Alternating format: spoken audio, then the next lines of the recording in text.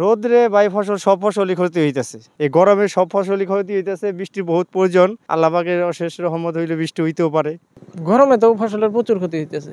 আপনার এই যে গাছগুলি নষ্ট হয়ে গেছে, প্রত্যেক সপ্তাহে প্রত্যেক গাছে পানি দিতে লাগতেছে। বৃষ্টি আসলে ক্ষতির কোনো সম্ভাবনা নাই, উপকারী হইব, ফসলাদি বাড়বো ইনশাল্লাহ। তারপরে আপনার তীব্র তাপদাহে ঝলসে যাচ্ছে ফসলের মাঠ। কি চাচ্ছেন কৃষকেরা, বৃষ্টি না অনাবৃষ্টি? শুনবো সেই কথাই কৃষকদের কাছ থেকে। পটল আছে, ধুন্দুল জায়গায় জায়গায় আছে, শসা গাছ আছে। ওই যে অনেকে গরম লাগে, শসা 2-4টা বুনলে তাহলে খাওয়া যায়, বেচাও যায়, বুঝছেন না?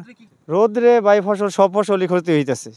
এই গরমে সব ফসলই ক্ষতি হইতেছে। বৃষ্টির বহুত প্রয়োজন, কিন্তু বৃষ্টি হচ্ছে না। আল্লাহ পাকের অশেষ রহমত হইলে বৃষ্টি হইতেও পারে। যমুনা ইস্তি, the goodness of purified air.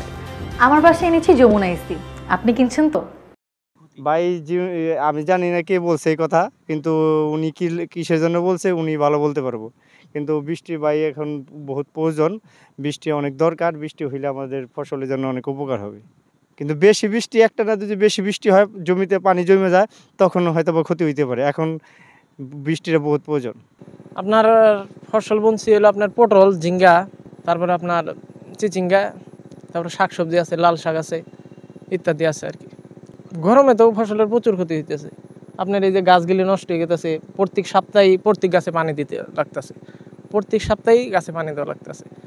আপনার ওই ফুল করা, তারপরে এমনি শাক ক্ষেতের এমনি যাবতীয় অনেক সমস্যা হইতেছে। আপনার বৃষ্টি আসলে ক্ষতির কোনো সম্ভাবনা নাই, উপকারী হইব, ফসলাদি বাড়বো ইনশাল্লাহ। তারপরে আপনার ফসলাদি বৃদ্ধি পাইব। এই খরার মধ্যে যে অবস্থা, এই যে আমরা সাধারণত এখন ছাওয়ার মধ্যে গাছতলা বসে রয়েছি, এই রোদের মধ্যে মানুষ কৃষকের ফসল আদি যা আছে সব শেষ। বৃষ্টি আসলে কি উপকারটা এখন তো, তারপরেও এখানে আল্লাহর সিদ্ধান্তের উপর হলো মর্জি। এই যে বৃষ্টি না আসাটা এটাও আল্লাহ তাআলার একটা এই নিয়ামত, না আসাটাও নিয়ামত। কারণ আল্লাহর সিদ্ধান্তের উপরে তার আমরা বেদর হইতে পারবো না। এই দিক দিয়ে আমাদের জন্য উপকার, আল্লাহ যেটা যেভাবে রাখছে আলহামদুলিল্লাহ, এটা তো স্বাভাবিক। কিন্তু এখন আল্লাহ যদি না দেয় আমাদের তো এখন অসন্তুষ্ট হওয়া যাবে না। না এখন তো এই যে বোরো ধানের একটা আবাদ চলতেছে, তো এখন তো পেঁয়াজের তো নাই, সিজন নাই, পেঁয়াজ উঠতে গেছে। এখন হলো বড় সিজন, এখন বৃষ্টি পানি এগুলো তো দরকার।